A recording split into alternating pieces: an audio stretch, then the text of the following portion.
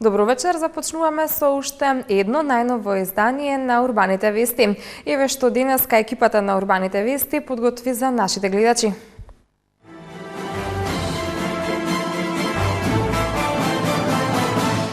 Нови 587 вработувања за лица кои имаат проблем при наоѓање работа.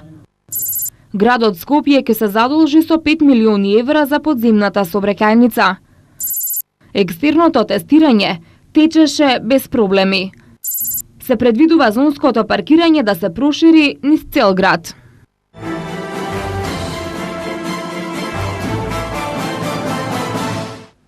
Преку програмата за субвенционирање на вработувања за 2014 се обезбедени пари за вработување на 587 евидентирани невработени лица, активни баратели на работа кои потешко се вклучуваат во пазарот на трудот, информираше денеска министерот за труд и социјална политика Диме Спасов. Нови 587 лица на возраст од 50 до 59 години, млади лица до 29 години, долгорочно невработени лица над 5 години, како и лица кои до 18-тата година имале статус на деца без родители, ќе бидат вработени годинава со субвенционирање на вработување преку финансиска поддршка, мерка која е дел од владиниот оперативен план за вработување, објасни министерот за труд и социјална политика Диме Спасов, додавајќи дека финансиската поддршка за вработување на невработени лица од ранливи групи изнесува 17.000 денари по лице месечно, од кои 3.000 денари по лице ги задржува работодавачот, како надомест за направените трошоци за подготовка на лицето во работниот процес. И оваа година, како што веќе информиравме, во оперативниот план се содржани програми и мерки кои што имаа најголеми резултати во однос на обезбедување на вработување, поттикнување на вработување, мерки за кои што има голем интерес од страна на невработените лица, мерки за зголемување на вештините. Една таква мерка која има навистина голем успех. Мерка со која се дава финансиска помош на приватните фирми за нови вработувања и од друга страна се дава шанса и можност за невработените лица полесно да дојдат до работа преку програмата за субвенционирање на вработување, за која што за 2014 година обезбедивме финансиска поддршка за вработување на 587 евидентирани невработени лица од евиденцијата на активни баратели на работа во Агенцијата за вработување на Република Македонија.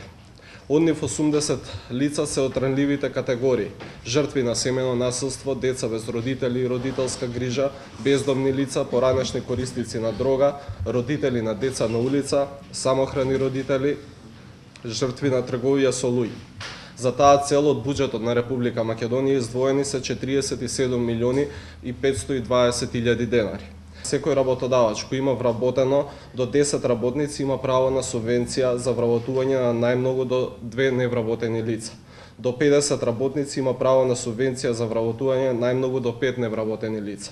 И над 50 работници има право на субвенција за вработување на најмногу до 10 невработени лица. Програмата за субвенционирање на вработување на невработени лица се реализира континуирано од 2007 година и министерот Спасов и директорот на Агенцијата за вработување Владко Поповски мерката ја оценија како една од најуспешните. Преку неа посочија во изминатите години постигнати се 4668 вработувања на граѓани од овие категории.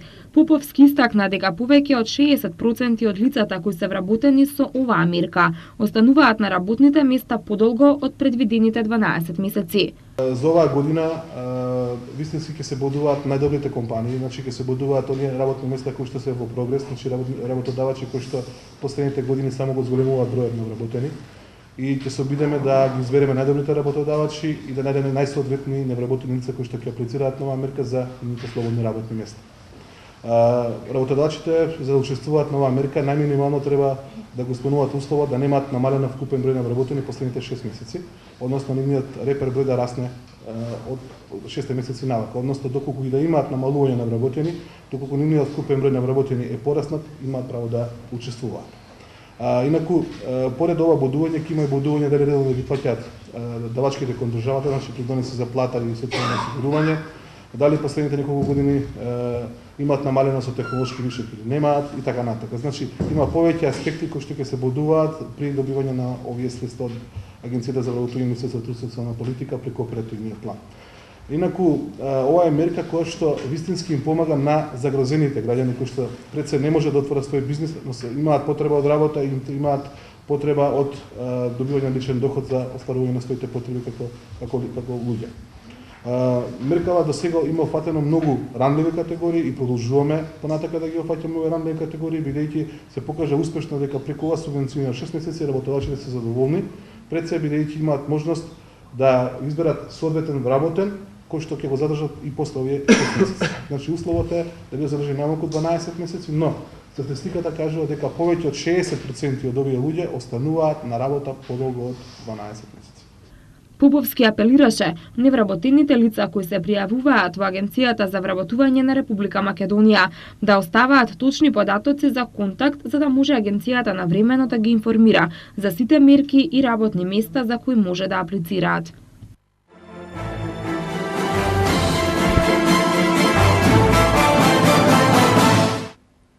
Екстерното тестирање на средношколците во завршна, трета или четврта година од гимназиско, стручно или уметничко образование. По првиот од двата предмета од полагањето денеска течеше без проблеми во сите опфатени 96 средни училишта во Македонија, изјави заменик министерот за образование и наука Сафет Нездири по посетата на средното училиште Зефљуш Марку во Скопје. Почетокот бил навреме во 9 часот и 30 минути. Само гимназијата Кирил Печиновиќ во Тетово со задоцнување од 1 час, зашто во просториите на Државниот универзитет во Тетово немало интернет. Во средното електротехничко училиште Михајло Пупин тестирањето поминало без проблеми. Полагале 131 матурант, а 7 биле отсутни поради оправдани причини. Екстерното тестирање започнало навреме, во 9 часот и 30 минути и траело до 10 часот и 30 минути. За време на тестирањето имало наблюдувачи, тестатори од Министерството за информатичко општество, Бирото за развој и од Државниот просветен инспекторат. Денеска во средното електротехничко училиште на град Скопје Михајло Пупин успешно се спроведе екстерното тестирање за ученици од завршните години, четврта година и трета година од образовни профили со 3 годишно траење на образованието по првиот наставен предмет за кој што беа определени учениците да бидат тестирани. Беа тестирани вкупно 131 ученик во 5 испитни простории. Тестирањето излезе, значи се реализираше во најдобар ред, започна на време во 9:30 часот, а заврши во 10:30 часот. Подготовките на испитните простории се извршија минатата недела. За 131 ученик имавме вкупно обезбедено 150 функционални работни места, односно компјутери, така што без никаков проблем денес во нашето училиште точно и на време се реализираше екстерното тестирање. Со ова екстерно тестирање се опфатени 20.000 ученици, околу 2.900 наставници, а се полагаат 1.524 предмети и вкупно 60.000 прашања, речени матурантите годинава прв пат полагаат екстерно, зашто минатата година беа иземени од овој процес и ќе бидат први на годинашното тестирање 2013-2014, зашто во јуни ќе имаат обврски за полагањето на државната матура. Сите други ученици од трето оделение до трета година средно екстерно ќе бидат тестирани на крајот на учебната година. Двата предмета по кои ќе бидат тестирани учениците ги дознаа пред 2 дена. Тестирањето од вториот предмет ќе биде задутре, на 24 јануари. Советот на град Скопје донесе одлуката за задолжување во висина од 5 милиони евра за изградба на планираната подземна сообраќајница на потегот од мостот Гоце Делчев до булеварот Кузман Јосифовски Питу. Сепак советниците од Сојузот на еднината сметаат дека во овој момент нема никаква потреба од нови задолжувања на градските власти. Според нив, капиталниот проект за главниот град треба да се финансира од градскиот буџет. Повеќе за ова од Томислав Атанасовски. За изградбата на подземната сообраќајница градските власти ќе се задолжат за 5 милиони евра преку издавање обврзници. За ова задолжување на градот беше расправено вчера на седницата на градското собрание, на кое опозицијските советници реагираа дека градот нема потреба од нови задолжувања. Според нив, проектот за подземна сообраќајница е капитален и треба да е приоритет пред изградбата на панорамското тркало и барокните фасади. Според образложението од градот, средствата ќе бидат наменети за финансирање на проектот за изградба на подземна сообраќајница, која ќе ги поврзува булеварите Кузман Јосиповски Питу и Линден и Партизански одреди. Слободанка Алексовска, координатор на советничката група на ВМРО ДПМНЕ, изјави дека не се работи за ново задолжување на градот, туку за спроведување на тендерска постапка, која првично падна поради високите понудени суми од пријавените компании. Всушност не се работи за ново задолжување на градот Скопје.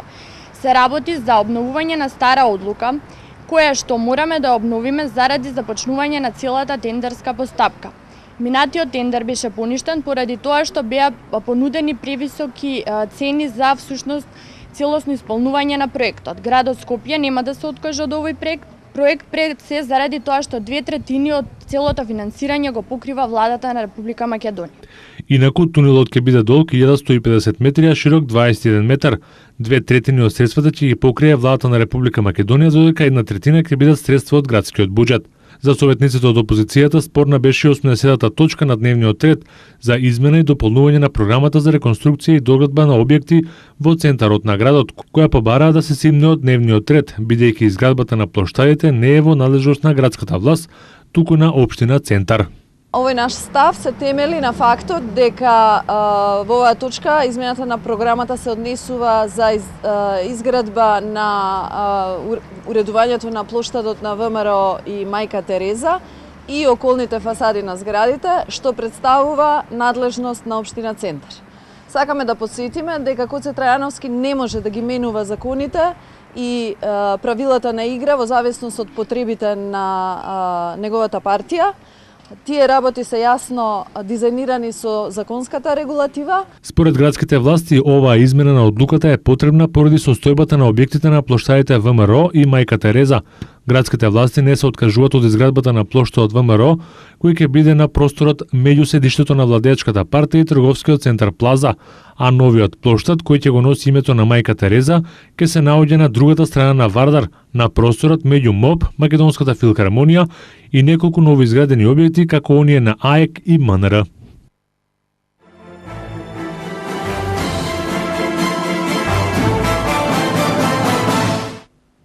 Магистар Маја Пехчевска денеска ја промовираше својата прва книга «Семејни бизниси», со која сака да ги подготви идните бизнисмени на предизвиците кои ги носи семејниот бизнис. Магистар Пехчевска вели дека не е доволно само да имате пари. Треба да знаете како да го водите бизнисот. Па идејата да се напише една ваква книга поттекна од тоа со тоа што дека се повеќе и повеќе кај нас се отвараат семејни бизниси. Меѓутоа сепак во моето истражување и тука во самата книга е наведено дека се доаѓа до некои конфликтни ситуации, до некои добри или лоши особини во отварањето на семејниот бизнис. Мислам дека оваа книга ќе биде како добар прирачник, нели, добро четиво за секој што би сакал да основа семеен бизнис. Јавното предпријатие Градски паркинг ја објави инвестицијската програма за 2014 година, со која се предвидува проширување на проектот за зонско паркирање. Годинава треба да бидат отворени нови 2130 паркинг места, од кои 1261 се наменети за зонско паркирање. Автокоманда Ново Лисиче, Карпош 1, 2, 3 и 4, Киселавода, Водно, Влаја и Ѓорче Петров се населбите кои од годинава ќе добијат зонско паркирање според плановите на Градски паркинг. Меѓутоа, ние согласно правилникот за работа за да отвориме нови паркиралишта, треба да добиеме иницијатива или од граѓани или од општината. Потоа на основа на тие барања се спроведува анкета со граѓаните и ако се покажат позитивни резултати и секако ако соодветната општина одобри, предпријатието ќе го отвори паркингот, вели Борче Јакимовски, директорот на јавното предпријатие Градски паркинг. Доколку се воведе зонското паркирање во нови населби, тоа ќе биде бесплатно за станарите, а гостите ќе плаќаат од час. Новите населби што ќе станат дел од зонското паркирање ќе бидат во така наречената бела зона, каде што паркирањето е најевтино и чини 15 денари од час. Завршницата на кошаркарскиот куп на Македонија второпат ќе се одржува во салата Билјанини извори во Охрид. Актуелните шампиони на Австралија Опен Новак Џоковиќ и Викторија Азаренка елиминирани во четвртфиналниот тениски Гренслем. Следуваат спортските вести, но пред нив рекламите.